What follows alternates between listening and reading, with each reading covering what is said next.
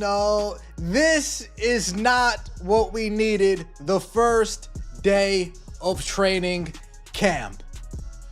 Raven Johnson snubbing Caitlin Clark on a high five. Dare I say, Raven Johnson waved her off on a... The Indiana Fever barely opened the doors to their 2026 training camp, and somehow the focus shifted almost instantly away from basketball. Less than a day into camp, it's not about chemistry, not about how the revamped roster is coming together, and definitely not about title hopes or fresh beginnings, the kind of storylines the organization would love to control right now. Instead, all the attention has locked onto one moment: Raven Johnson seemingly brushing off a high five from Caitlin Clark on day one, right in front of the entire team. And as expected, the internet didn't just react, it completely spiraled. Basketball, watch Caitlin Clark, left side. She doesn't even look at her, waves her hand as if to say, I don't care about you, I'm not defending you.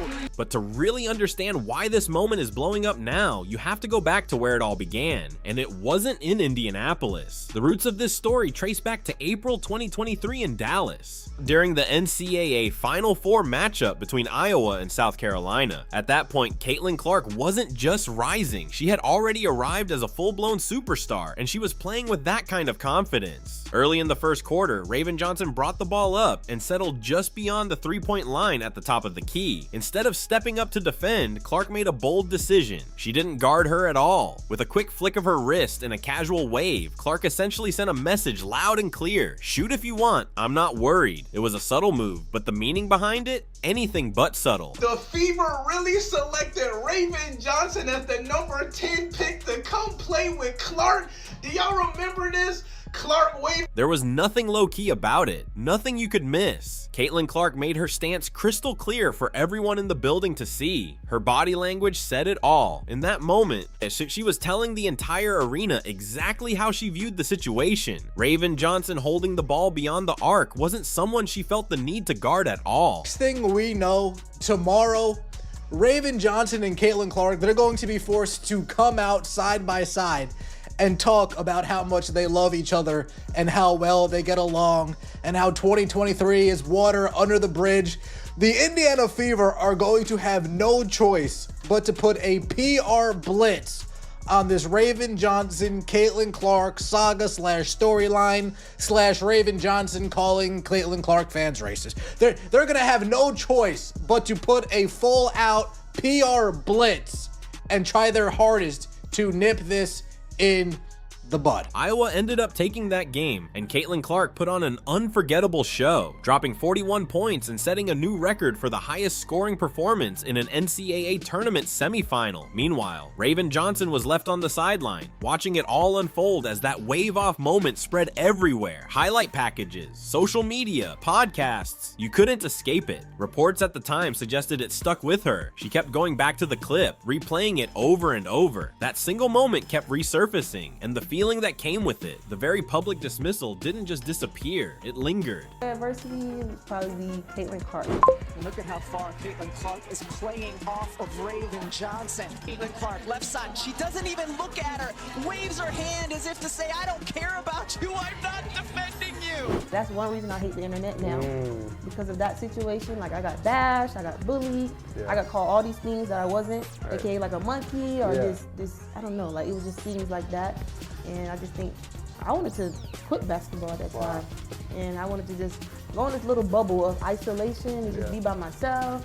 As in, that wave off didn't just fade into the background. It became one of the lasting images of that entire tournament. And for Raven Johnson, it hit deeper than just a viral moment. It turned into something personal, something she carried with her through every workout, every off-season grind, every three-pointer she pushed herself to take over the next year. Fast forward 3 years, and that moment had been completely reworked into motivation. Johnson reshaped her game, evolving from someone Caitlin Clark once dared to shoot into a player knocking down over 50% of her threes during tournament play by 2024. She played a key role in South Carolina's national championship run, even taking on the challenge of guarding Clark in the title game and shifting the momentum in that matchup. It was a full circle transformation.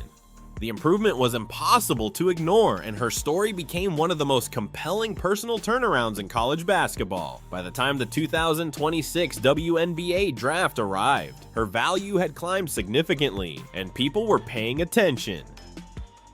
Selects Raven Johnson, South Carolina. Raven Johnson, South Carolina.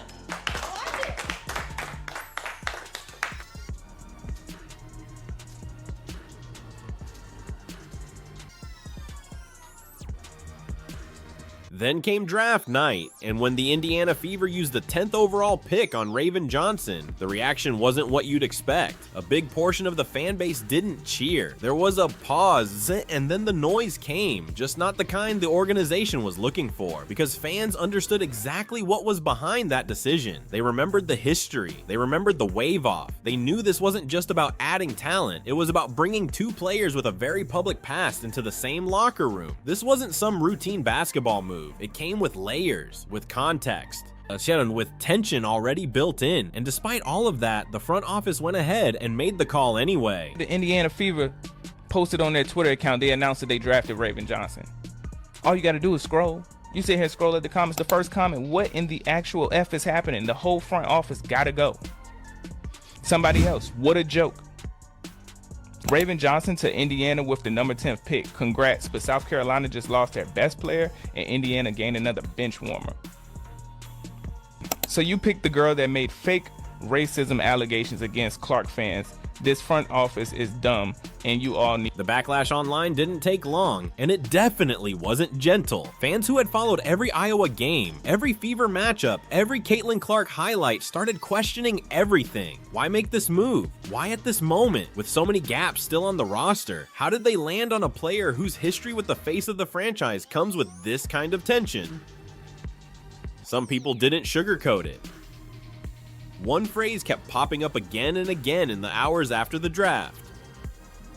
This feels like a problem waiting to explode. At the time, those reactions were brushed off as overreactions. People were told to be patient, to let things play out.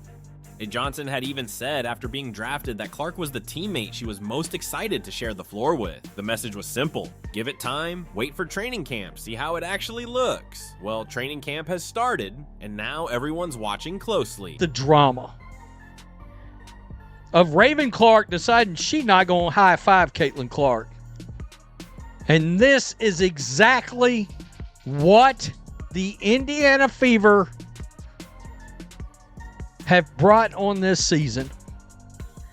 The fact is, if you do not draft this person, I'm not making this video right now. We're not talking about this. But the fact is, all eyes are going to be on both of these players. And the Indiana Fever have nobody to blame but themselves, not the fans. Not the unhappy fans that warned you the very second that you announced your pick at number 10, you're inviting drama. The clip from day one of Indiana Fever training camp on April 19th, 2026 isn't long, but it didn't need to be. In just a few seconds, people believe they saw everything. Caitlin Clark reaches out for what looks like a routine high five, the kind teammates exchange without even thinking during practice. But as she does, Raven Johnson appears to walk right past it. Now, whether that moment was intentional, mistimed, or simply misunderstood is still up for debate. But online, that debate didn't last long. Most people have already decided what they think happened. And given the history between the two, a lot of fans aren't exactly rushing to give the benefit of the doubt. Meanwhile, you can only imagine how this looks from the front office's perspective, because this isn't some unexpected issue. It's the exact scenario many people warned about the second that draft pick was announced. The reality is uncomfortable, but hard to ignore. This situation didn't come out of nowhere. It was created by the very decision the Fever chose to make. This is all the Indiana Fever front office is doing. This is their doing. Kelly Krauskopf, Amber Cox, Steph White. If you guys actually paid attention, you would know that something like this was bound to happen. You would know that their interactions are going to be blown up no matter what the interactions are. And you guys didn't speak to...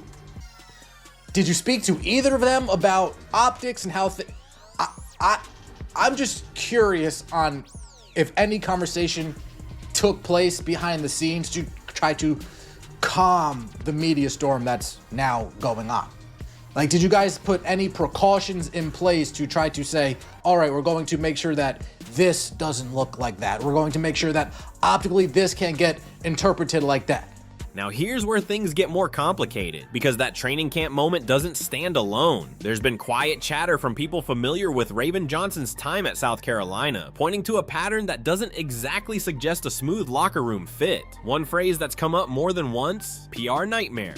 UNTs. And that's not something that gets thrown around lightly. This goes beyond just Johnson and Caitlin Clark as individuals. The Fever just came off an offseason where questions about locker room chemistry were everywhere. Fans saw the roster constantly shifting, players moving in and out, and the inconsistency showing up on the court. Through all of that, one thing never changed. Caitlin Clark remained the centerpiece. She's the draw, the reason arenas fill up, ratings jump, and the national spotlight stays locked in. So every move the front office makes carries weight. It either supports that foundation or puts it at risk. Bringing in a player with a known history of tension involving Clark, and then seeing even a hint of that resurface on day one of camp, leans heavily in the wrong direction. Right now, it's already getting ugly on the social media streets out there. It's getting ugly. This gentleman says this is the culture and atmosphere the Fever want to build around Caitlin Clark. Imagine this video circulating on their first day of training camp, with people creating a false narrative that Caitlin Clark is acting like a racist. I looked around. There are people that are calling Caitlin Clark a racist right now. When it was Raven Johnson that moved back and put her head down, which resulted in both of them not high-fiving each other. Now people are running with a completely false narrative. This front office is the worst imaginable. To her credit, Shinda Aaliyah Boston tried to get in front of the situation early. Before camp even began, she was asked about Raven Johnson, and she responded exactly how you'd expect from a leader: calm, professional, and careful with her words, aiming to keep things from escalating before they ever had the chance to. Boston's perspective here matters more than most. She shared a locker room with Johnson at South Carolina, and now she's alongside Caitlin Clark in Indiana. She understands both sides of this in a way very few players can. But here's the reality: team chemistry isn't built during media sessions or polished answers at a podium. It comes from the little things, the day-to-day interactions, the quick exchanges, the body language, the subtle moments most people overlook. You know, how players respond to each other in those situations. Those are the details that stack up over time and either strengthen a team or slowly create distance. And what Fever fans picked up from that training camp clip, it was one of those moments, and it didn't exactly signal unity. They was walking through and they was all high-fiving. Raven decides to take a step back when it's time to high-five Caitlin and duck her head, and literally pop it back up when it's time to high-five Aaliyah Boston. You can't make this up. And then y'all get on her whining, saying Caitlin done something when she ain't done nothing, and we see how weird somebody's acting. Y'all gotta stop, bro. And it be the main ones that be whining, crying, and complaining that still be doing little stuff. See, y'all be getting upset because people call out y'all BS, and y'all can't take it. That's what it is. It's no excuse for this. I know y'all gonna make up excuses because y'all always want excuses. I know, but it's no excuse for it. And with that being said, man, she gotta grow up, man, or the WNBA ain't for. The fan reaction hasn't softened, and honestly, there's no real reason to expect it to. This is a fan base that has lived through the injuries, the questionable rotations, the coaching decisions that left people confused and frustrated. So now watching a new wave of drama unfold, the response feels more like drained disbelief than surprise. They've seen this pattern before. They've watched players enter this locker room carrying personal narratives that don't always align with the team's goals. They've seen individual agendas start to blur the bigger picture, and more often than not, the fallout lands on the one player this franchise can least afford to destabilize. The history between these two players wasn't hidden, it wasn't subtle, it was out there for anyone paying attention. And still, the front office went ahead and made the decision anyway. Now fast forward to barely a week into camp, and the conversation isn't about offensive sets or defensive identity. It's about a supposed snub. Not strategy, not execution, but body language. A simple high five has turned into analysis. And just like that, before the season has even tipped off, the attention feels less like basketball and more like a sideshow taking shape in Indianapolis. We have to put the blame on the front office. The front office should have seen something like this happening. We knew off the bat, fit, not good. Locker room fit, not good. Oh, but we had her 4th or 5th on our draft board. Well, Amber Cox, I can't really help you there. I can't help you there. If that's what you had on the draft board, then you guys need help. Scouting help. Player evaluation help. We are less than 24 hours. We are less than 12 hours removed from the first training camp session, and we already have controversy. We already have drama. What makes this situation so frustrating is how unnecessary it feels. Caitlin Clark isn't the type of player who brings chaos with her. She doesn't walk into a locker room looking for conflict. She doesn't air issues publicly, and she doesn't use interviews or social media to settle personal scores. Her approach has always been simple. Show up, compete, and let the game speak for itself. So when drama follows the Indiana Fever, it's not something she's creating. It's something being dropped onto her by a front office that seems convinced the best talent available automatically equals the best decision. And right now, that assumption is looking far more complicated than it should be, because this is exactly the kind of scenario people warned about. The Fever didn't stumble into this blindly. They made the pick fully aware of the history, fully aware of the context, and still chose to bring that dynamic into the same environment. And in doing so, they turned speculation into reality before a single regular season game was even played. Now, instead of focusing on basketball, the organization is left answering questions about chemistry and relationships that arguably never needed to exist in the first place. A single wave off years ago set the foundation. A controversial draft decision brought it into the same locker room. And a moment in training camp only reinforced what many already suspected. At this point, it's hard to avoid the conclusion that the Fever didn't just add a player, they introduced a situation. And once again, Caitlin Clark is the one expected to operate through it.